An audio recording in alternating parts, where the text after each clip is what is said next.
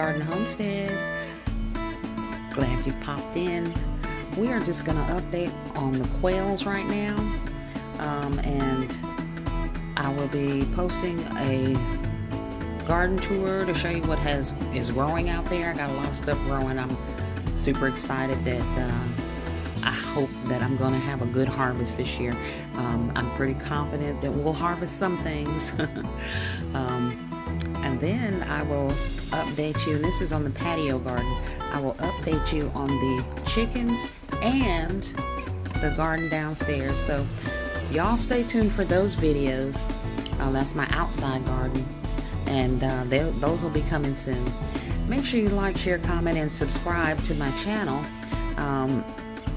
Putting the videos out, not getting a whole lot of support, so it would be nice for the garden community to give me a little bit of support and subscribe to my channel and follow us on our homestead journey. We are homesteading in place on 1 acre.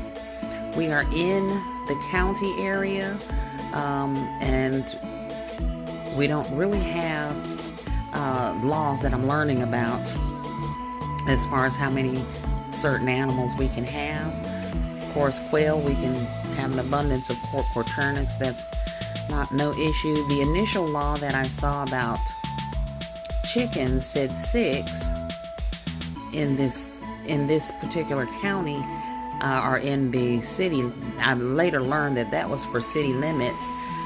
For my area, I am out in the county. We can have 12. So that was good to know. I only have 7. I don't really have plans to get any more other than possibly some meat birds. Because we will be processing chicken, rabbits, quail here on the homestead. And then of course we will buy our beef from a butcher and set that up for the whole year. But we're not there yet. So right now we are at the quail. So I'm just going to update you on the quail. So let's go have a look. Now my quail babies are very skittish. So I'm going to give y'all a look.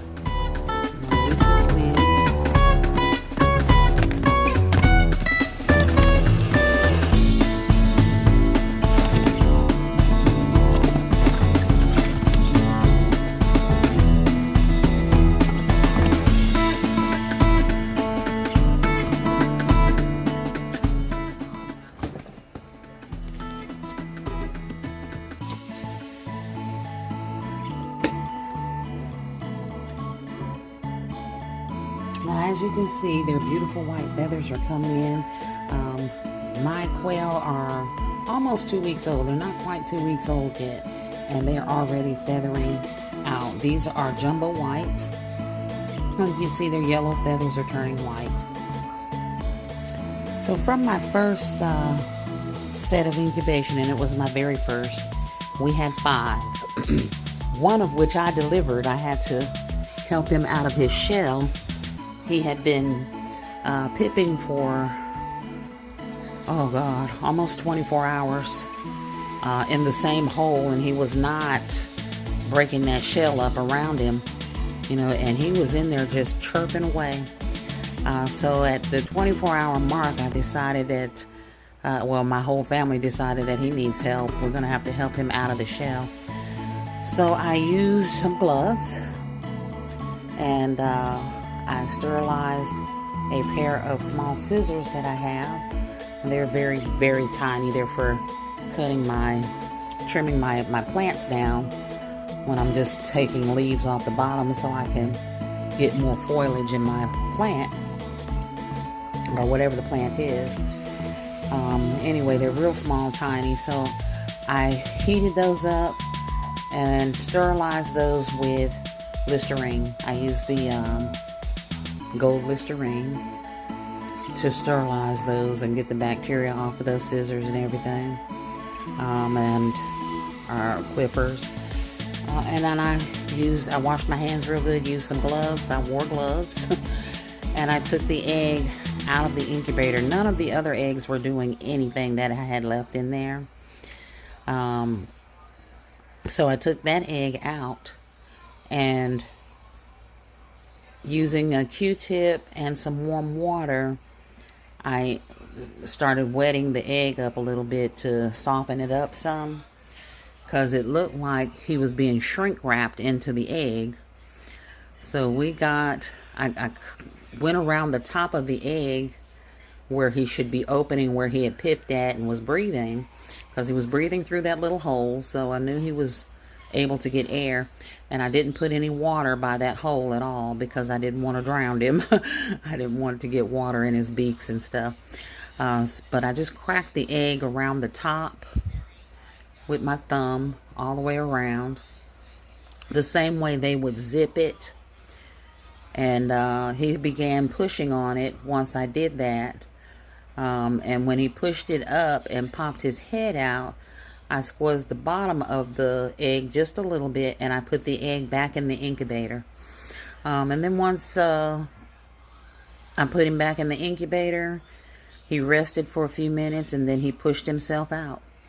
So he was able to get out, and he was my runt. I called him the runt of the bunch because he was so tiny. I kept him in the incubator for about 24 hours just to watch him, to make sure he was okay. And at the 24th hour or so, he was at the front of the incubator looking out of it, just peeping, making a whole bunch of noise. And the other ones that were in the brooder, which is down here by the incubator, were all on that side of the brooder, looking up at the incubator, peeping back.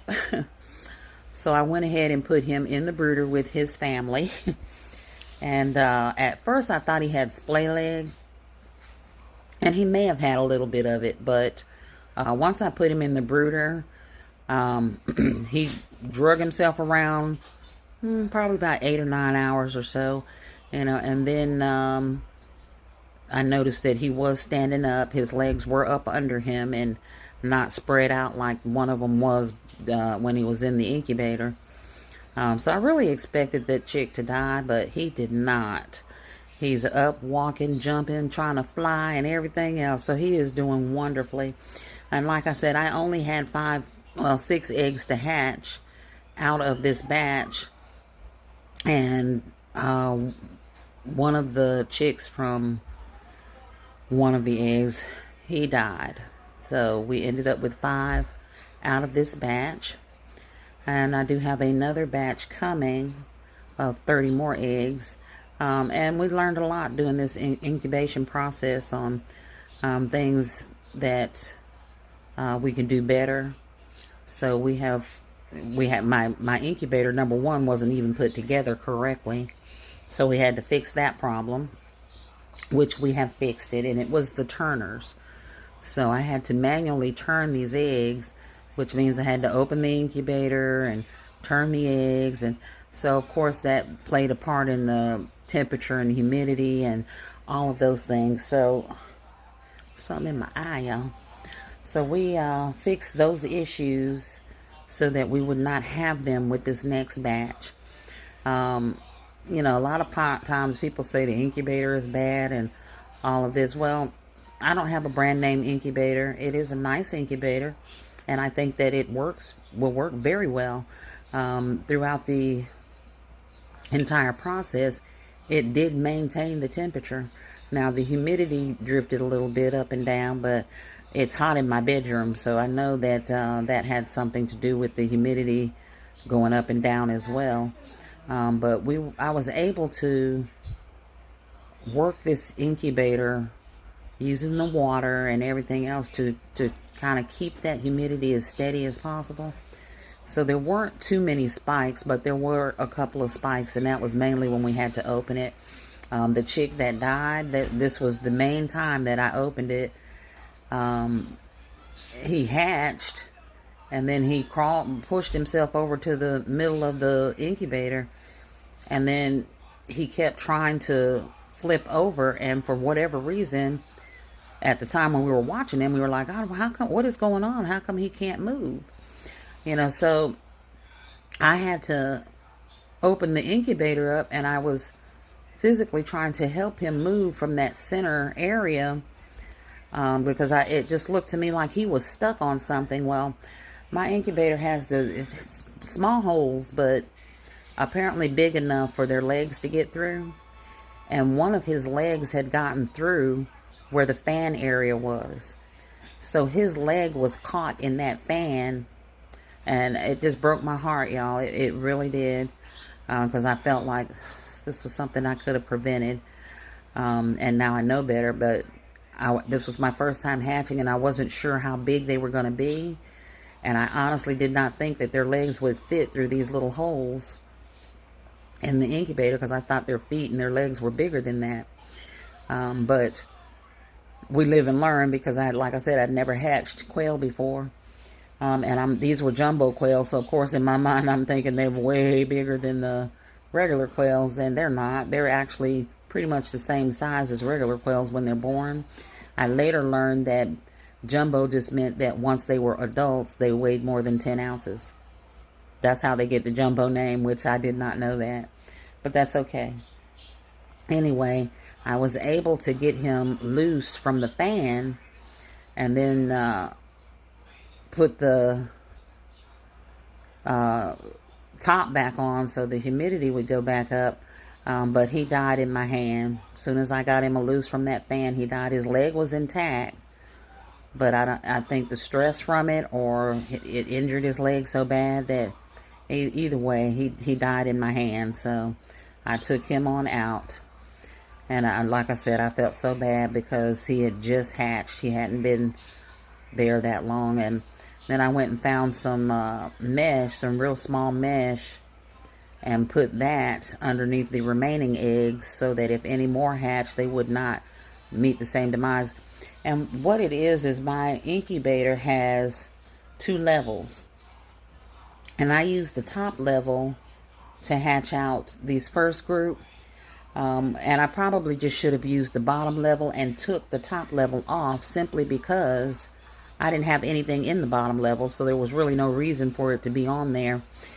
And both levels have fans in them. The top level and the second level both have a fan in it. So this next time I'm going to probably just use the bottom level and take the turner and the top level off and hook the base up to the turner on the bottom and just use that level.